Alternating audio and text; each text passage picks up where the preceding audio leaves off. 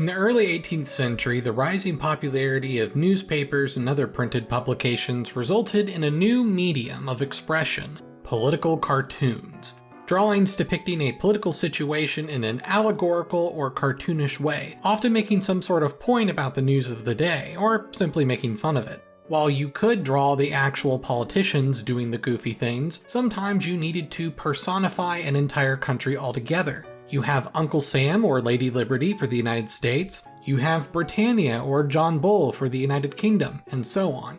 During this time period, you had dozens of Western nations competing over their economies, militaries, and colonial possessions around the world. This meant you often had political cartoons of personified countries doing cartoonishly goofy things that represented the often ridiculous and out-of-control atmosphere between the Western nations during their empire building. There was an endless amount of source material to draw from here.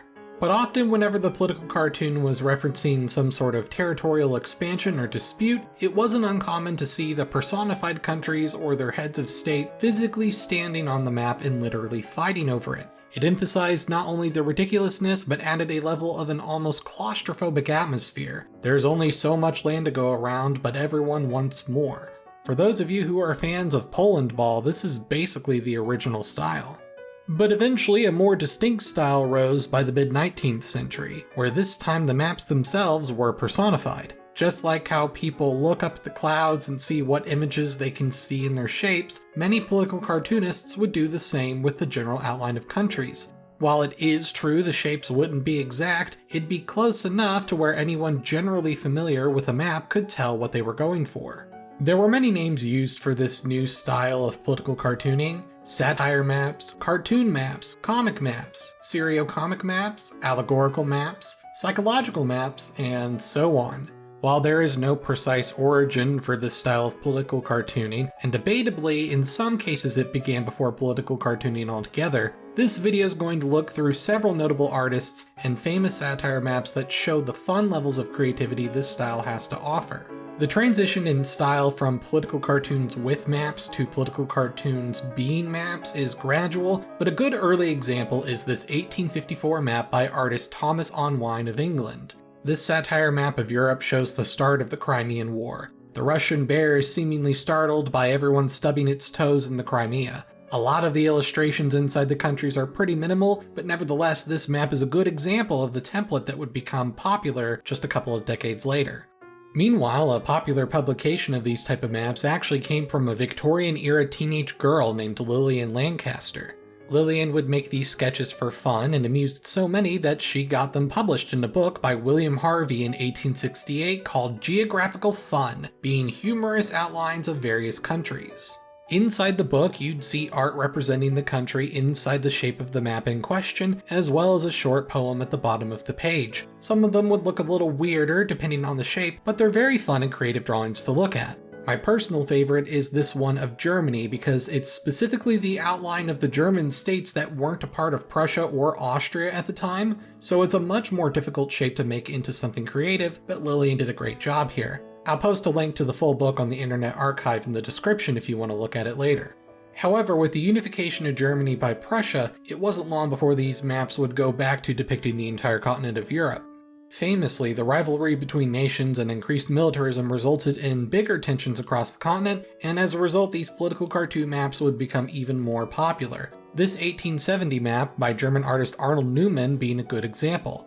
One famous artist that helped popularize this style is Fred W. Rose from the UK. He labeled his maps as serio-comic maps, and similar to Lilian Lancaster, had colorful illustrations for the British Isles, but with more outright political satire to show the tensions between different parts of the country. You can of course see the Irish wanting to break away from the British, but they're seemingly trapped while a tiny Ulster's whispering in their ear, presumably to get them to stop trying to leave. But Rose's most famous map, however, is known as the Octopus map, which shows the entirety of Europe in 1877. You can see Russia being represented by a giant octopus, using its tentacles to strangle its neighbors, including the Persians and Ottomans, with Germany and Austria-Hungary trying to hold them off. The general idea seems to be that while Western Europe is distracted by its own affairs, the Russian beast is threatening to take over everything. Just goes to show you how some worries from 200 years ago are still worries today. This style, of course, wasn't just in Europe. You can find examples involving America, like this 1895 Victor Gillam cartoon for Judge magazine, showing an Uncle Sam-shaped North America getting ready to eat a Cuba fish. In China, artist Tsan-tai drew a political cartoon depicting foreign nations encroaching on China. Then there were several Japanese artists that made several political cartoon maps, especially around the time of their victory over Russia during the Russo-Japanese War in 1905. This map by Ohara Kisaburo clearly references Fred Rose's 1877 map, but expands it to include Asia as well to show the Russian octopus meddling further out east. But as you can imagine, the height of this format was upon the outbreak of World War I in 1914. The joke that all of the maps had been alluding to was suddenly a reality, and boy did the cartoonists make a lot more satire maps. I'll show some of my favorite ones, but it's honestly near impossible to comment on them all. There are several German ones that of course depict the Germans and Austrians as serious fighters while the Allies are either in shambles or terrifying beasts. Or there are ones like this Dutch cartoon by Louis Remakers showing the general chaotic mess of it all. While some of them were more simple, others were drawn with a lot of detail and complexity. My personal favorite is this 1915 map by Wilhelm Kaspar. Not only is it super detailed, but I like how it uses much more accurate coastlines and borders between the warring nations. You could spend half an hour staring at it, absolutely beautiful. After World War I, though, the use of satire maps like these dropped in popularity. After all, they represented the chaotic rivalry of pre-war Europe, a world that, while technically was still there, was not what it once was. As things got closer to World War II, you can occasionally find some satire maps pop up, and it's very much in the vein of pointing out how history appeared to be repeating itself. Hey, doesn't this remind you of old times, huh?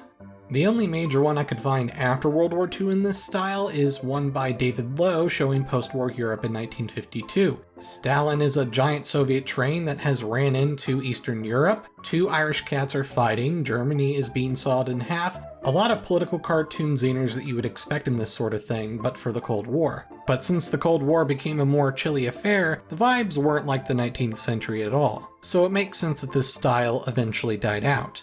While maps are still used in political cartoons to this very day, the satire map is now long out of fashion, but nevertheless, I think they're really cool to look at and have always been a favorite depiction of mine. It's a cool artistic representation of the time period, almost like a weird sort of artistic political time capsule. I hope you enjoyed learning a bit about them and seeing how they've evolved over the years. If there were any cool satire maps that I failed to show in the video, by all means tell me about them in the comments, I'd love to see them. I'm Emperor Tiger Star, and I'll see you guys next time.